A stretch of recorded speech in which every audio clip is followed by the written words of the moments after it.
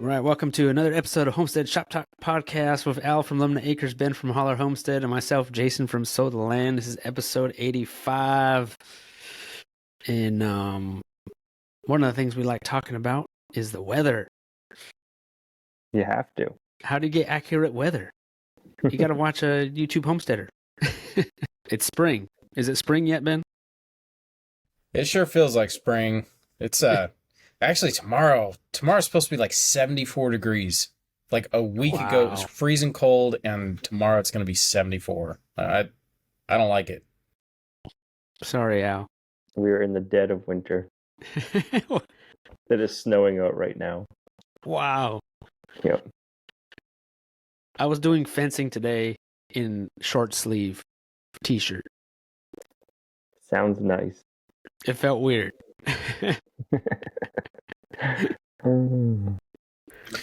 Me and Meg were actually talking about this today, because I probably shouldn't say it, but her birthday was this weekend, and we were kind of griping about the weather, and she's like, like almost every single year that we've been here, the weather's usually warm on my birthday. Like it's just warm for a week or something like that, and then it cools back down by March. The end of the month into March. So, I don't know. 6 years we've been here.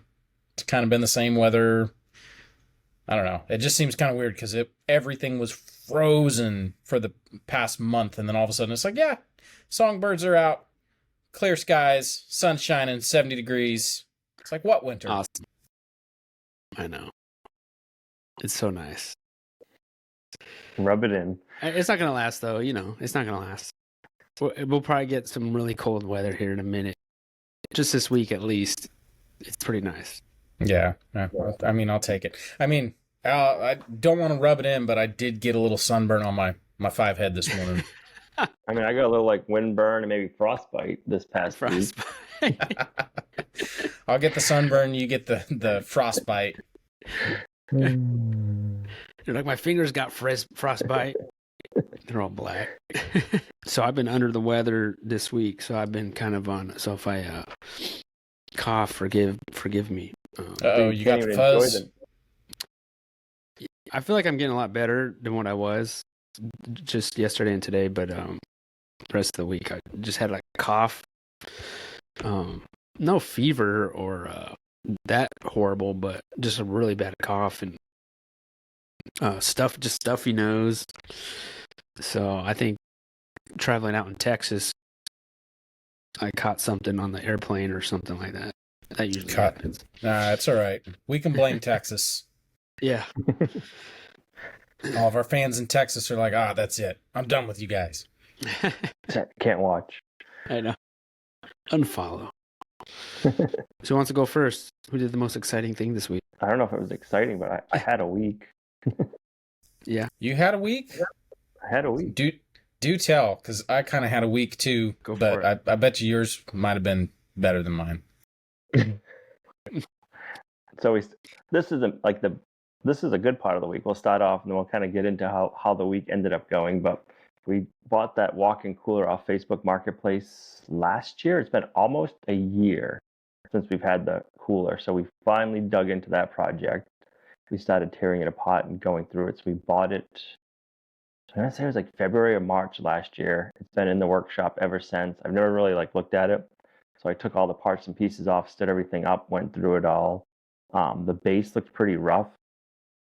I was trying to figure out how to get it to work. It was a metal base with metal runners. And then I had the 4-inch foam floor on it. And I was like, I don't know how this is going together. I'm like, let's just get it outside. We'll flop it over. And we'll kind of see what we're dealing with. And at that point, it was probably, I think it was -3 that day. So it was cold. We were excited to have an indoor workshop project. So I'm like, I'll bring it outside quickly. We'll flop it over. So we flopped it over, and there's a frame that has metal runners on it.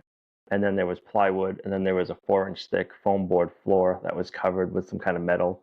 And all the layers fell apart, which was perfect. Worked out better than what we could have expected. So I'm like, all right, now we can kind of see what we're dealing with. The plywood was junk. The metal frame's rusty. And if it was nicer weather, I probably would have cleaned up the metal frame better and I would have painted it. but where it's been cold and like 3 degrees below zero, it's like this is not a time of the year to be outside like power washing and wire brushing. And I didn't want to do that in the shops. I'm like, we're just gonna leave it. So we started cutting it out and notching it. So I'm using the frame more for like rigidity, and then I put 4x6 skids on the bottom, and then I'm decking it with pressure treated lumber for 2x6s for floor joists, plywood it, and then we're gonna put our 4-inch foam floor back in. Say that 4 times fast. Just kind of like, because I was figuring it out, I'm like, that floor right there, like just to buy the foam for the floor would be like $180 just for foam nowadays. I'm like, yeah, we'll reuse the old rusty stuff and then we'll cover it after. So we've been kind of getting into the project. We're gonna build 2x4 walls and kind of like enclose it from the outside, and we're gonna make it look like we're gonna enclose it. We're gonna side it with like rough sawn lumber. Then we're gonna stain it or paint it, I think, and just kind of give like a different look. So like you'll see it, but you're not gonna know it's a cooler, but it's gonna be a walk-in cooler. So I think that'll be kind of cool. Be cool. Yeah. Pun intended. Movable? No pun intended. Is it movable? What's that? Movable? Yeah, we'll be able to move it around here. It's gonna be on 4x6 skids. So I can move it around the homestead easy. If I wanted to move it off property, I got a tilt deck trailer that we could move it. If we wanted to bring it somewhere else, we could. So it'll be nice. It's gonna be 6 outside of it. Of the metal cooler is 6 feet by 8 feet. So I think inside is probably like just over 5 feet and just over 7 feet wide, and then it's 7 feet tall. So you got quite the headroom in there. Yeah, that should be. It'll be perfect for hanging 2 hogs or a beef. Yeah. Or you probably hang 2 beefs in there pretty good. Oh yeah, I think that's like one of the things on the list. Like we're gonna have to figure out some cold storage pronto, because Jason, I love your trailer, but we got to figure something out. I don't like borrowing stuff. Yep. I'm trying to figure out I want to make like a rail system so we can hang the meat in. Like, so we can just get to the door, put it on a rail, and like push it in, so you're not trying to struggle outside of the doorway. Yeah. So that's like the next thing I need to look at and figure out, like what's a good DIY rail system. Because I'm sure you can just use like the outdoor barn tracks for a sliding barn door, but then it's just trying to figure out, you can probably use the wheel system, but then like what's the best way to hang stuff on? Because you want to make it so like when you have the hook, you're not like fumbling to get it in. So you're not having to like hold something down. So it's just trying to figure out that part next, I think. Right. Yeah, I wonder where they sell that stuff as far as like a commercial walk-in cooler like that. Right. I don't know, but I'm sure there's a way. Yeah, there's got to be something. Right? Cool. I mean, if it's 7 feet tall, I mean, you gotta pick it up. Yep. And that tall, yeah. I don't know. I mean, it'd be hard.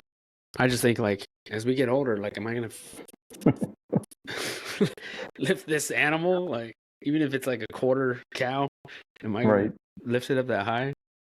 Or do you have to find another way to doing it? I don't know.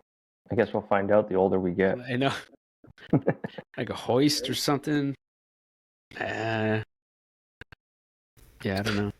Reminds me of there's a video, I need to find it again and send it to you guys. It's a mobile butcher in New Zealand, and he's doing a cow.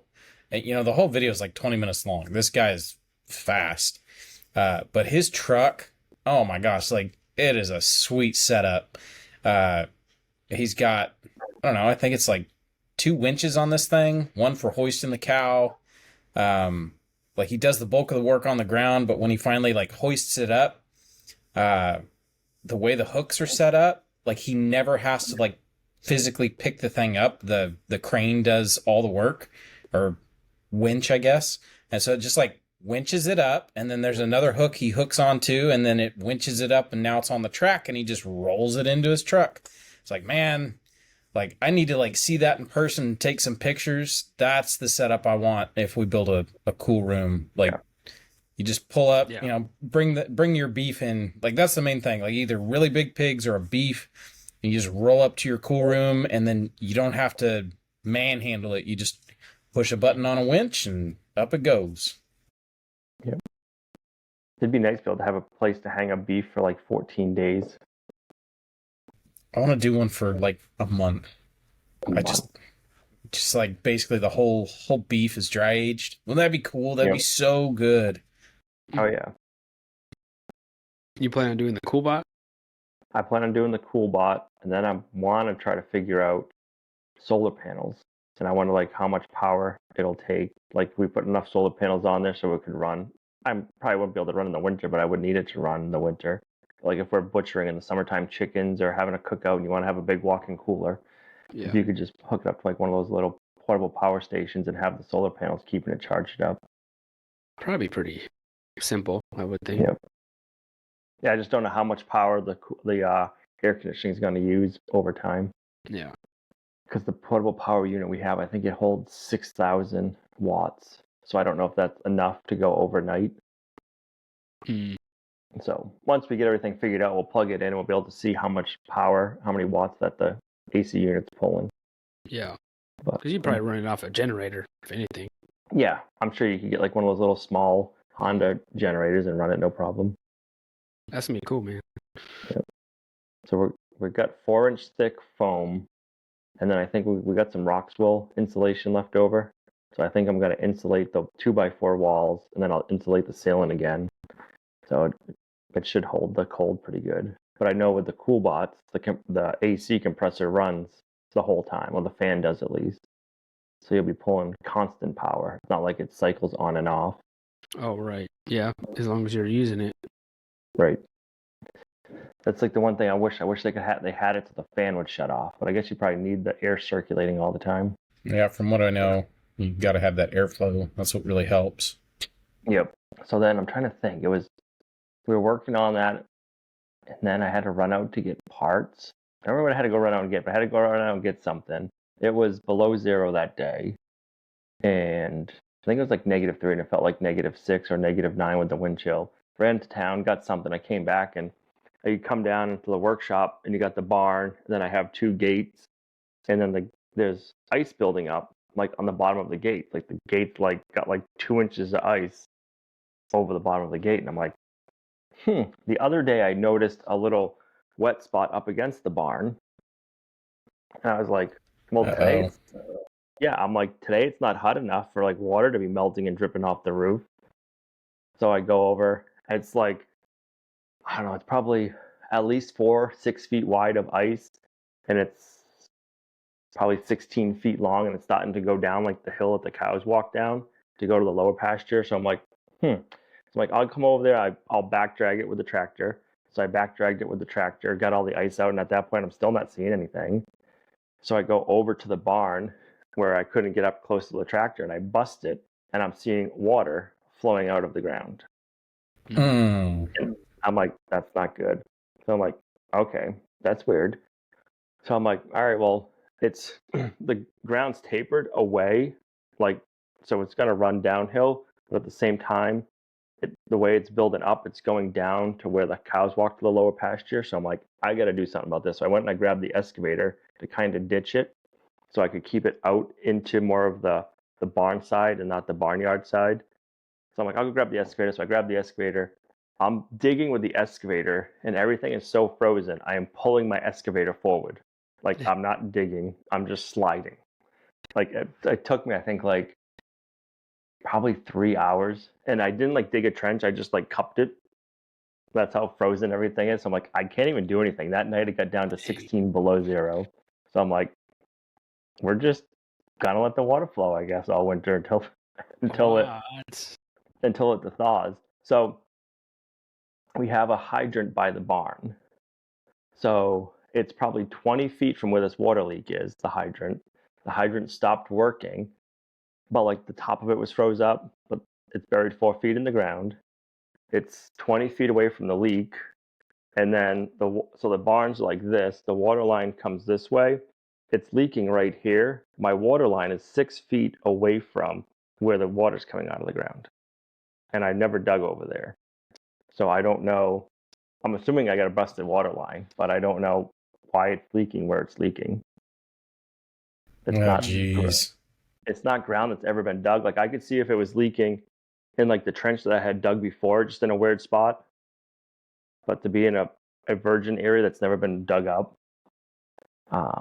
We did have an earthquake in New Hampshire, and it was felt up here. So I don't know. It was like the next day we noticed the water leak. So I don't know if that had anything to do with it. I don't know. So you're just gonna wait? I can't dig it. The ground's too frozen. Oh man, What a mess. Man, like as soon as that's defrosted enough to dig, that is going to be a mud hole. Yep, that's the other thing. It's like once it melts, it's going to be like a swamp down there for a while until it. oh dude. Yep. Well, that sucks. Weird. Yep. Yeah, that's the other thing. It's like, okay, we can deal with it. I'm like, yeah, come springtime and once it defrosts, like it's gonna be like if the water is like spewing out way over there, like where did it go? Like how wet is that area gonna get? We'll find out. Yeah, that's no fun. I think you had more fun than I did this week. The worst part is the fun's not over because we haven't dug the water line up yet. Like that's gonna be a mess once that has to happen. Oh, and the anticipation. Like, I hate water leaks. Like, I did that. Like, I did water lines and stuff way back when, 1,000 years ago. And it is something that'll keep you up at night. You know, the idea of a leak under the ground and, yeah, it's not fun. And then you can't dig it. You can't go fix it. Like, Yep. Don't envy you. That sucks. So when it first happened, we were able to use all the other hydrants. Well, now the leak is leaking out faster than the spring can refill, not because the spring doesn't flow that fast normally, but because everything is so frozen, it's like vapor locked. So it's only like letting a trickle of water into the reservoir. Like I can't get to my shutoff. My shutoff's probably covered in like that much ice that I'd have to break up because it's been so cold. Oh, jeez. So we're trucking water from the house. I ended up going out and picking up a 66-gallon water transfer tote at Tractor Supply. So we got to fill up like 60 gallons of water twice a day and then bring it out to all the animals. Oh, man. Oh, no bueno. Not any fun. But So you turned off the water at all, or no? it's still flowing out a little bit, but it's not just a lot. flowing. Oh, okay. It's flowing a little bit, yeah, but it's not a huge amount. I see.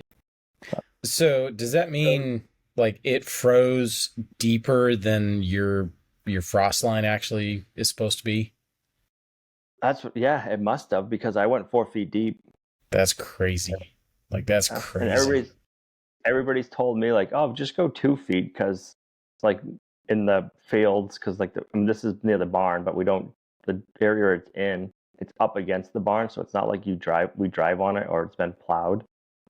Like, so if you drive on an area, you're gonna get the frost in the ground deeper, and if you don't plow it, or if you plow it, you're gonna get the frost in the ground deeper.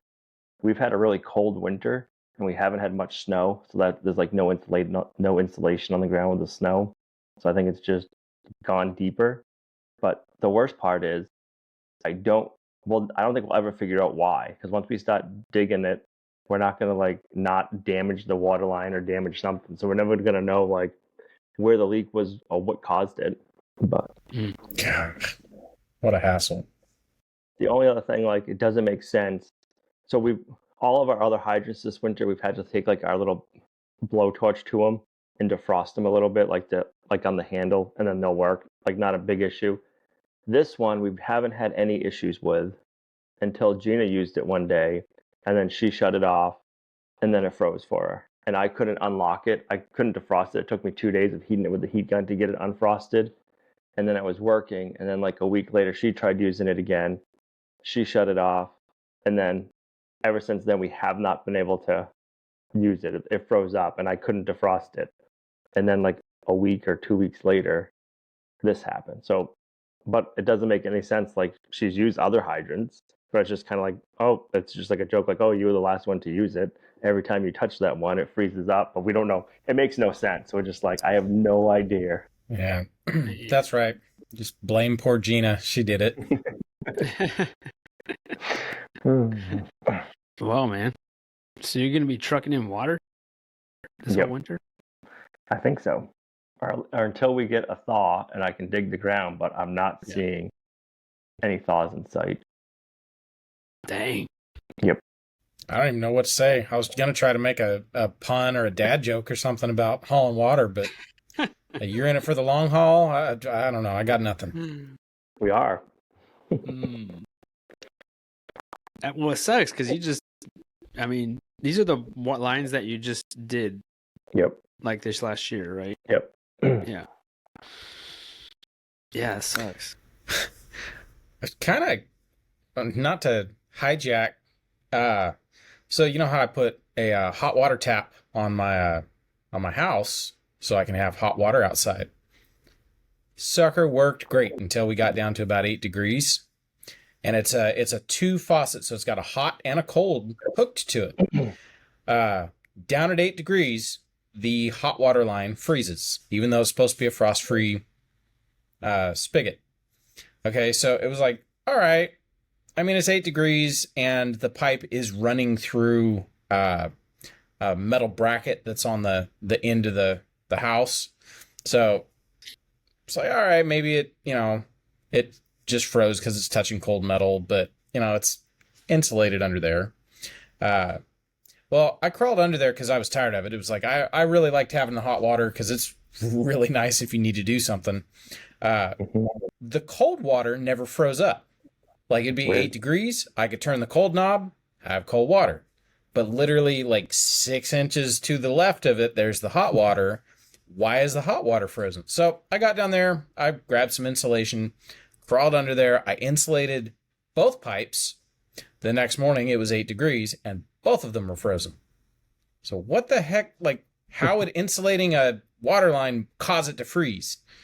Right. The only thing I could think is the hot water line had insulation, but it is touching metal at one point, and that caused it to freeze. And then I think the cold water line, it wasn't really insulated, so that means the air under the house was warmer than freezing temperatures. I don't know. I just really weird. That is odd. I didn't mean to derail the conversation. Continue. No, that's been my week. I was going to ask you how your week went, Ben. All right, so I haven't really talked about the tractor woes I've been dealing with. So I didn't really talk about it.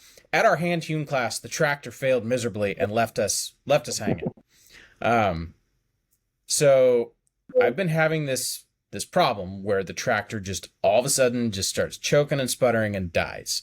I can't do anything to get it to, like, I can't do it on command. It's not like, if I drive up a 10-degree hill, it's going to die. Like, it just does it randomly. Well, called the shop, kind of, I've talked to a couple people, talked to the shop, and they're like, it sounds like a fuel problem. Change your fuel filter. It's like, well, I already have, but I'll do it again. So I went and bought some fuel filters and changed the fuel filter it was like Tuesday before our hand hewn class. Ran the thing for about 3 hours. The next day, didn't have a single problem. It ran 3 hours. No hiccups, no problems. It was like, sweet. That was it. Just a dirty fuel filter. Well, then come the Saturday or the Friday that hand hewn was here. Got it down there, fired up, warmed up, ran just fine. When it came time, they shot the pig, stuck the pig, and it's time to get the pig out of the pen. I hook up to this pig, pick it up, backed up, and the tractor does it. It just sputters and dies. And so I've got, umpteen people standing around staring at me like, what now? It's like, hey, sorry guys, like my tractor has performance anxiety. I don't know what to tell you. Like, so we ended up just setting the pig, because tractor's off, boom's up, you can lower the boom. So we lowered the boom, got the pig off, and we manhandled that pig up to the barn where we could scald it. So I left the tractor sitting there all day, came back at the end of the day, it fired right up. I drove all the way up to the top of the property and parked it. I just, shook my fist at it as I, went off to do whatever that evening. Well, okay, so fast forward. I've got several projects that I need the tractor for. I've got a project I'm trying to get started on. It's kind of a welding project. I'll talk about more once I get it started, but I kind of need to move some heavy metal with the tractor, and the tractor is not it's reliably unreliable right now. So I had about 3 fuel filters left. So last Wednesday, I went out there, changed the fuel filter, and this time I blew out some fuel lines. Like I drained the tank, blew out some fuel lines, got everything changed, hopped on it, drove it around. It seemed to be fine. Got on it the next day, and that sucker died again, doing the same thing. So I called the shop, and I was like, okay, like, here's what's going on. Like, I've physically gone down to the shop to get fuel filters, which, it's an hour away, so it's kind of a hassle. Told them what's going on, and they're kind of like, well, it really sounds like a fuel problem. Did you blow out the lines? It's like, yeah, I did, but the guy tells me, do it again, but like, be really meticulous. Check every single line. And so I was planning on doing it again. So I did it again this morning. I took everything out, drained all the fuel. The guy at the shop told me they had a problem real similar, and it took them 2 weeks to figure it out. And it turned out there was a stink bug in the fuel tank, and every time they would drain the fuel tank, it would stick to the side of the tank where they couldn't see it. And then they'd fill the tank back up, and it would clog up the system. And he said, we beat our heads against this thing. He goes, you might have a stink bug in there. It's like, all right, maybe I got a stink bug or something. Well, the other day when I blew out the lines, there was like bug wings and stuff that came out of it was the line that goes from the fuel tank to the fuel filter. There's all sorts of just crap in there. There's crap in the tank. It was like, okay, that's probably my problem. But then it did it again. So today, I took every single fuel line out. I cleaned out the tank. I basically took everything off but the pressure lines, the hard lines. I did both sides of the fuel filter. I did return lines, everything. And there was junk in every single line I blew out. Needless to say, I got it all back together. I drove that sucker around. I was doing laps around this place, trying to get it to, going all the places where it's broke down on me and kind of left me stranded. It's fine. Like, it's running great. It was like, oh, sweet, that was it. I fixed it. I had a neighbor.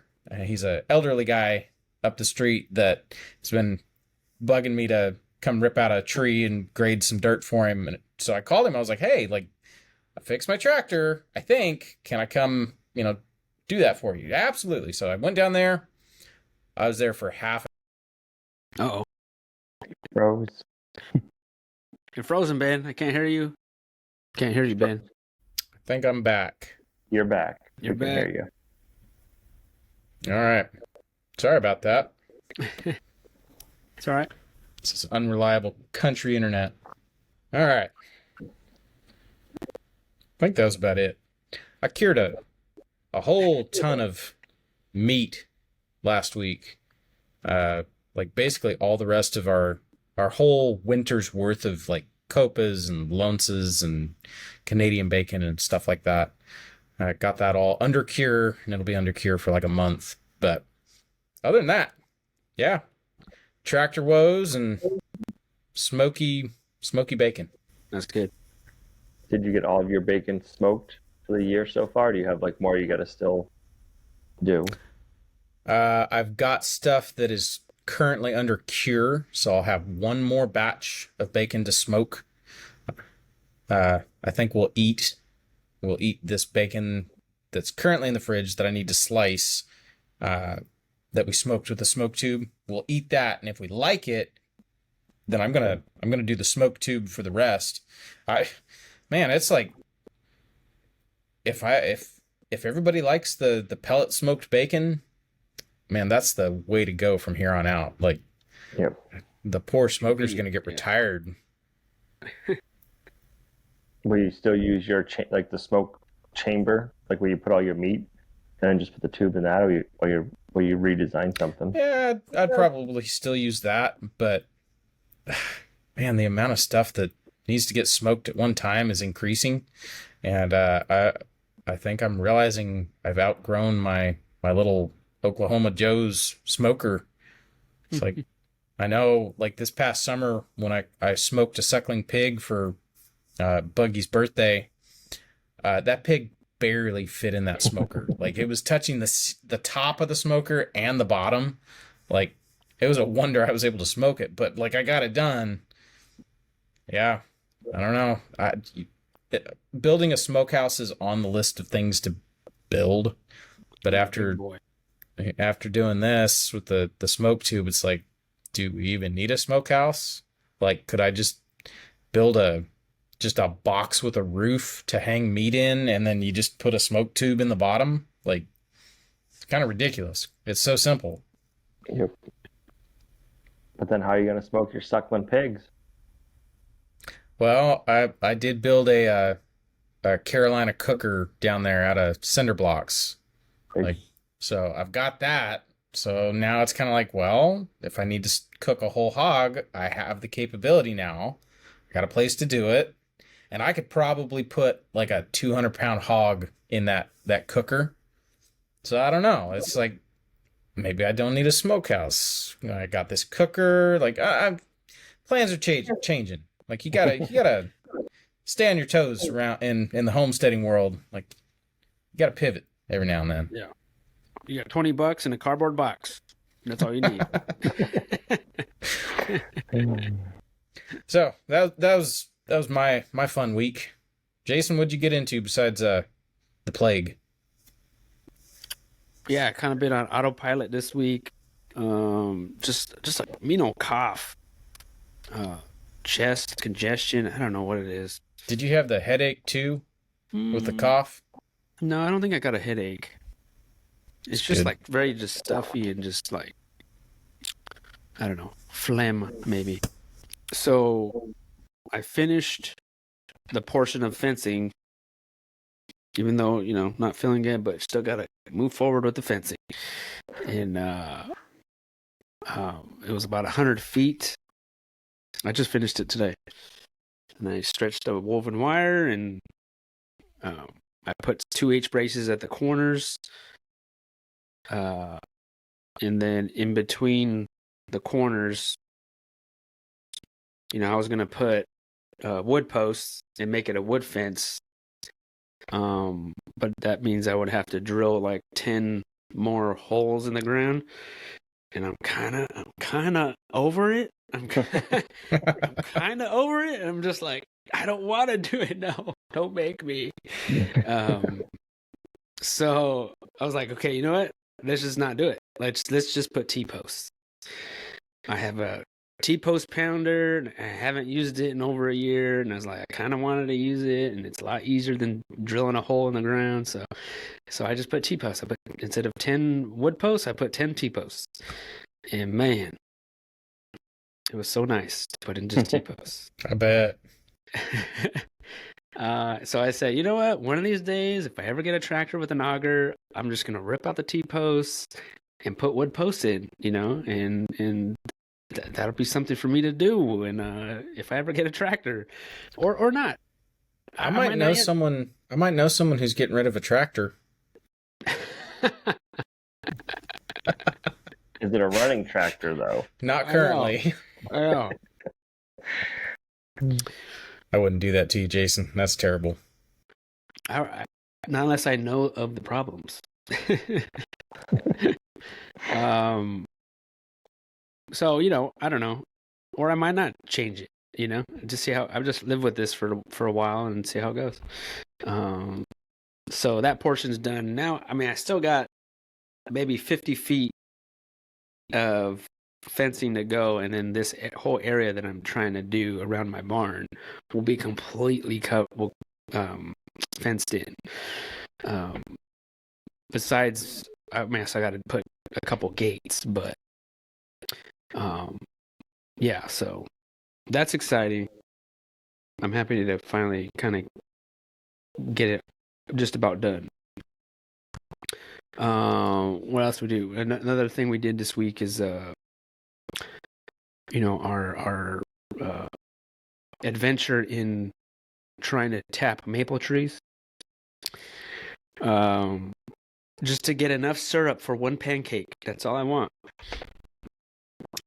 We collected a quart of sap,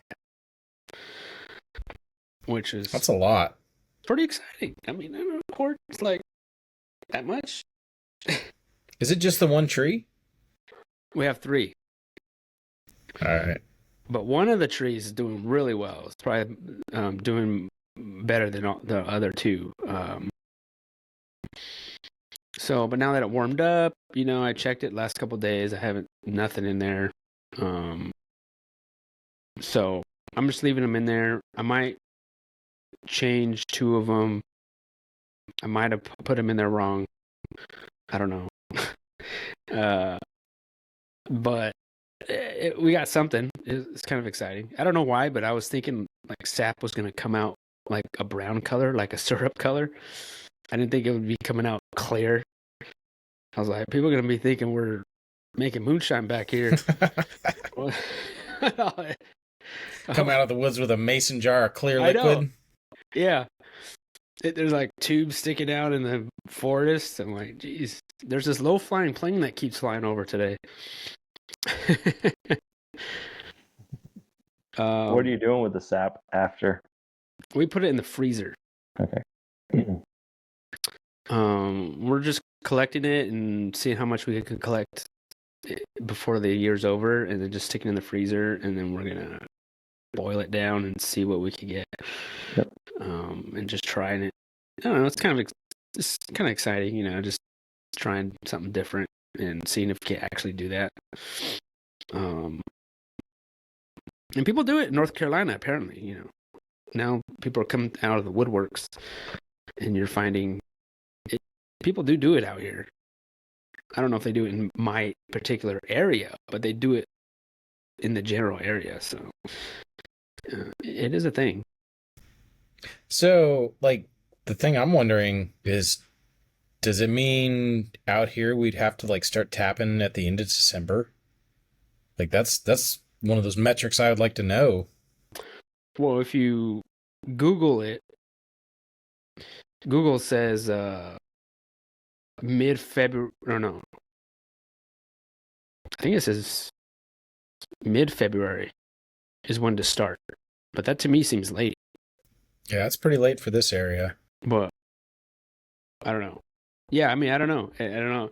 It depends on the year too, because the weather's just so like crazy that you just don't really know. Many people told me that we started too early.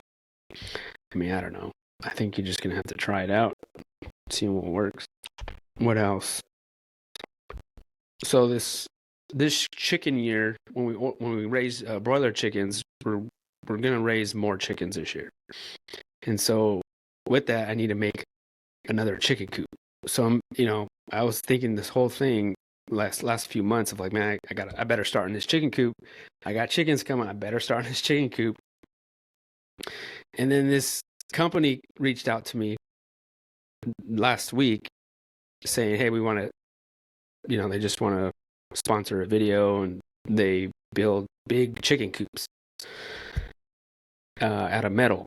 And it just got me thinking, like, that's funny how things happen. When you need to build something or you need something, and then all of a sudden a company reaches out and asks and says they want to like send you something that you actually need. It's just that almost never happens. I know, like, were you tapping my phone or something, or I don't know. Were you hearing me say something that I need to build a chicken coop? So this company sent me, I just got it today, so I don't even know if I'm going to film it this week as far as putting it together, but I'm just mentioning it. It's a bigger chicken coop that I just got in the mail. And I don't have to, I mean, I have to put it together, but I don't have to build it, you know what I mean? So that kind of takes another thing off my plate that I was kind of super thankful for them to wanting to help out in some way, which is pretty cool. And this thing is all metal, so it's like it seems like a tank to me. And it came on a big pallet. And shout out to the FedEx guy who unloaded it, because I don't have anything to unload it. And luckily, he had a gate that went down. But this guy this was on I would say this pallet was probably 8 feet long or something. It was 8 feet long, like awkward. And this thing was standing straight up. It was in pieces, this coop, right? But I pictured it being flat, right, on the pallet. But instead it was vertical, and it was just like wrapped. So it was kind of awkward. But this FedEx driver just got his pallet jack and just pulled it right out. And he was struggling a little bit, and I was like, "What do you want me to do? You want me to help?" He's like, "No, I got it." And he got it done. And so yeah, he was like very talkative and just like very just a really nice guy. I was just like, man. I mean, I don't know if he like loves his job or what, but I guess I never met a FedEx guy like that. He was just super cool. So yeah, so we got that out. And hopefully I'm going to put that together soon and share, I'll share later how big it is and all that stuff. And my plan is to raise meat chickens in this one. Yeah, I'm kind of excited about it. How big did you say it was?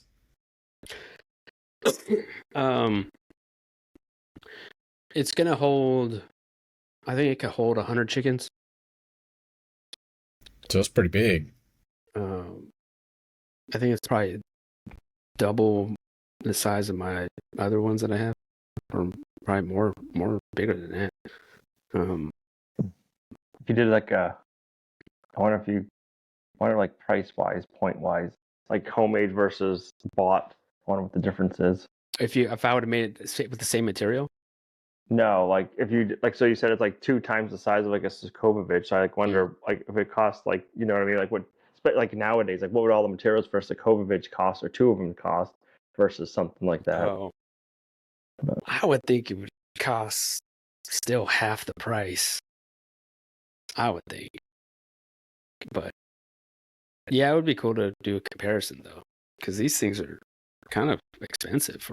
I mean, they're all metal. Or Metal's if I not would have made cheap. it out of wood, compare that price Right. between metal and wood. I don't know. What else? So next on I think I might be putting in some gates this week to finish up that fencing. I'm thinking Elvira's looking pretty pregnant these days. I think we'll probably separate her from Zeke here. I think we still probably have this month, and then towards the end of the month, I think we'll probably separate them. So she's kind of by herself, because I believe she will be due maybe mid-March. That's what we're thinking. And I may have more pigs coming here soon. So that's one thing I'm kind of planning for too. Like in addition to sell that meat, the little pigs? Probably. I think so. Cool. Yeah. They should be a little bit faster growing pigs. I would love to build which I want to build. I don't know if I could do it in a short time, but I want to build some kind of shelter, like a composting shelter for a pig, or a couple pigs. I just don't know if I could get it done before these pigs come in. But yeah, other than that, I think that's about it. Still looking for cows. you haven't had no neighbors call you yet? No. No. Nope. I was looking at Craigslist the other day. That can be dangerous. That is a dangerous place to peruse. That and Facebook Marketplace.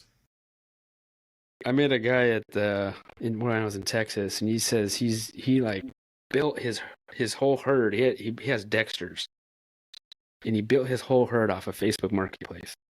Or not Facebook Market, Craigslist. Sorry. Yep.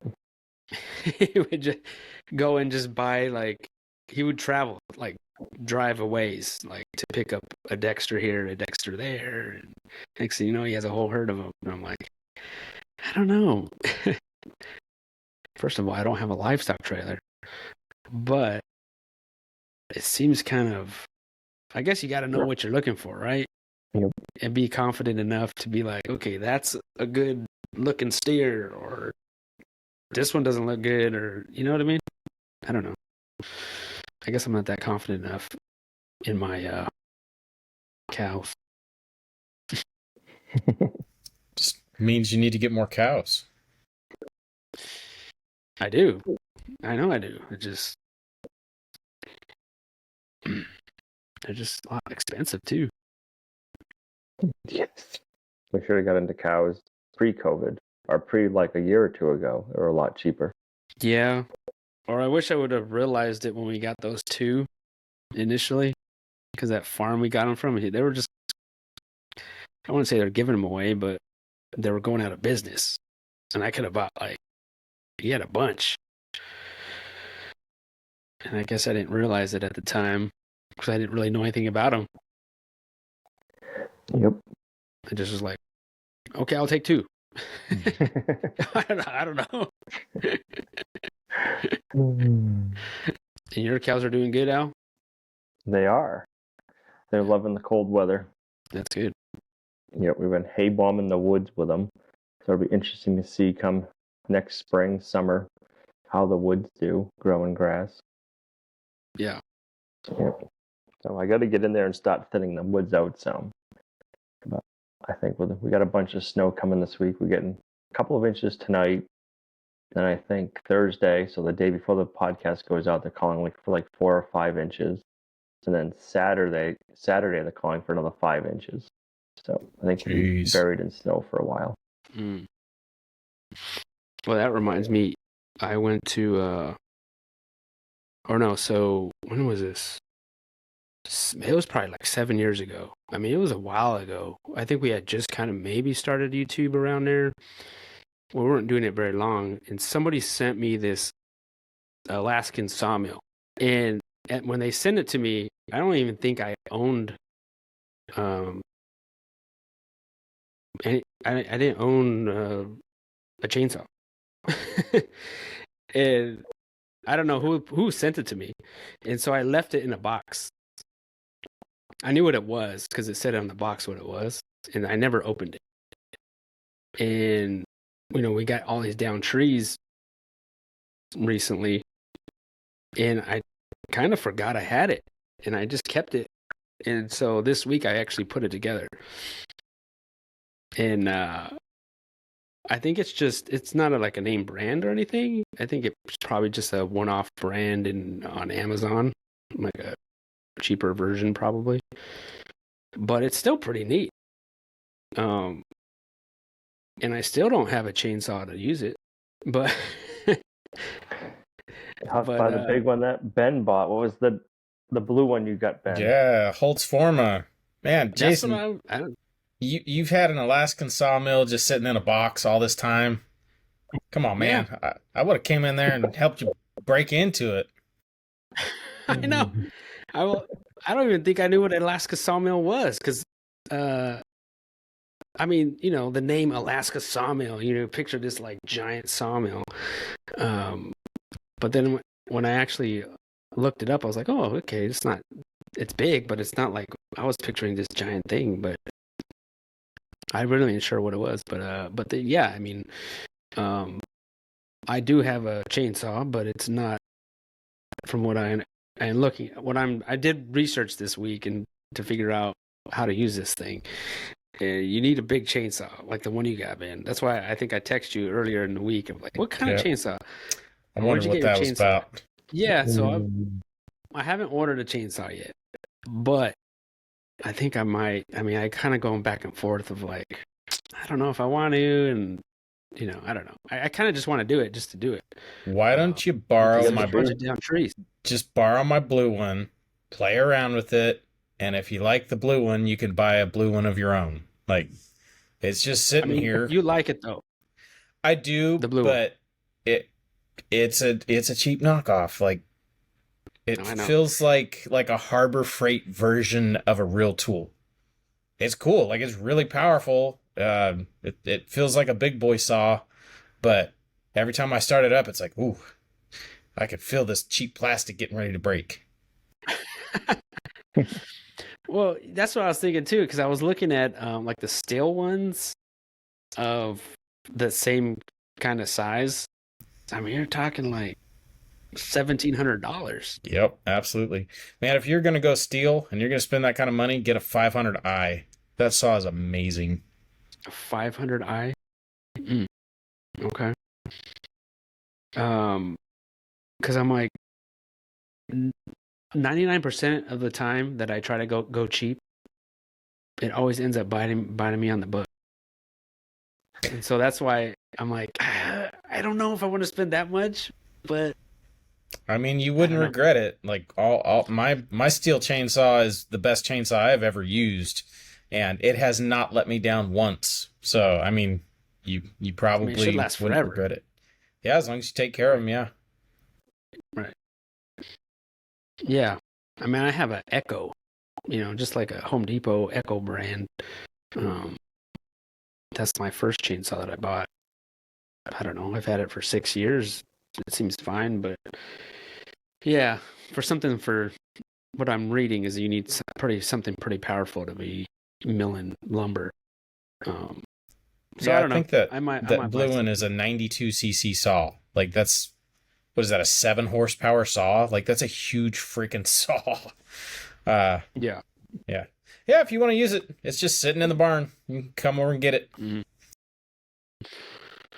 Yeah, because I got a big old oak tree that it just wants me to, mill it down to something. I think it'd be pretty neat. Just maybe every winter just mill down at least one tree. I mean, I got so many trees that are down there that I could probably do that in the next few years of just doing it and stacking wood. I think it'd be pretty cool. Have you ever done any of that, Al? No, I've never gotten into it. No sawmill or nothing? No. We need to sometime, but there's a lot of time involved, so we've always chosen to do other things with the projects for now. Someday we'll get it to sawmill. Right. That's how I feel, Al. Someday I'm going to have a sawmill. Yeah, it takes a lot of time to make your own lumber, so if you only got so much time to build the project, you got to spend almost just as much time building the project as you'd have to sawing the lumber, if not more time. That's kind of why I haven't bought a sawmill. Yeah. Like, I've done a few projects where I milled my own lumber, and like, it took longer to mill the lumber with a chainsaw than it did to build whatever I was building out of the lumber. Like, it's cool. Yeah. Yep. I mean, plus you got to dry it, right? Like, you can't just like cut it and then use it. The lumber you cut today is next year's lumber. Right. Yeah, it's not a fast thing, but still, I don't know. It'd be still pretty neat. Like, once you start doing it, maybe you do one tree a year or something, and you just stack it, and then that'll be the following year's wood for something. I don't know what, but I don't know. It sounds romantic. It's kind of romantic. It is kind of romantic. It is pretty cool. I mean, I don't know. So I don't know. Who knows what will happen with this Alaskan sawmill, but stay tuned. We'll see. All right. Is that it, guys? Think so. All right, guys. We'll leave it at that. Stay tuned. So thank you guys for listening to the podcast. Thank you guys for watching. We really appreciate it, and thank you all for the great comments and emails that you send over. And if you have not, give us a thumbs up on iTunes and leave us a review, and make sure you subscribe to our YouTube channel. Thank you guys for listening, and we'll see you guys next week. Have a good week, everyone. Later, everybody.